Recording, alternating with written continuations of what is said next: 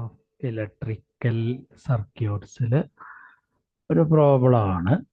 ഒരു ആറും എല്ലും സീരീസ് ആയിട്ട് കണക്ട് ചെയ്തിട്ടുണ്ട്. അപ്പോൾ നമുക്ക് തന്നിരിക്കുന്ന വാല്യൂ എന്ന് പറയുന്നത് 8 ആംപിയർ ആണ്. ഇൻഡക്ടർ ഇല്ലാത്ത റെസിസ്റ്ററിലൂടെ പോകുന്നത് 8 ആംപിയറും 100 വോൾട്ടുമാണ്. ഫ്രീക്വൻസി 50 ഹെർട്സ് ആണ്. സപ്ലൈ വോൾട്ടേജ് എന്ന് പറഞ്ഞാൽ 220 ആണ്. അപ്പോൾ റെസിസ്റ്റർ ആയിരിക്കുമല്ലോ.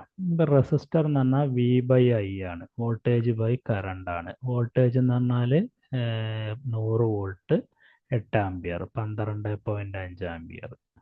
ഇപ്പോൾ പ്യുവർ റെസിസ്റ്ററും ഇൻഡക്ടറും നമ്മളിതിൽ കൊടുത്തു. 8 ആംപിയർ ആണ് അതിലൂടെ കടന്നു പോകുന്നത്. അപ്പോൾ വി ആർ എന്ന് പറഞ്ഞാൽ I into R, 8 into V R, അതായത് ടോട്ടൽ വോൾട്ടേജ്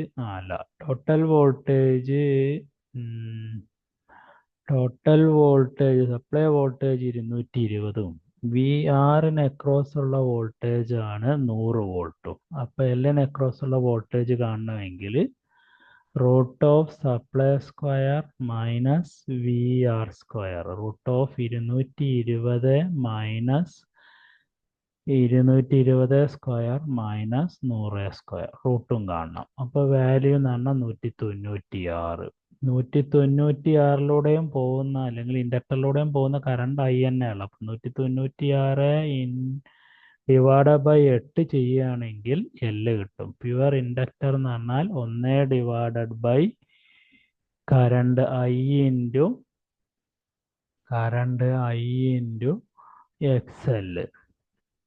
ഐ എന്ന് പറയുന്നത് 8 ആംപിയർ, എക്സ് എൽ എന്ന് പറയുന്നത് 2 pi F L.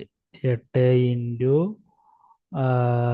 2 into 3.14. So എല്ലിൻ്റെ വാല്യൂ എന്ന് പറയുന്നത്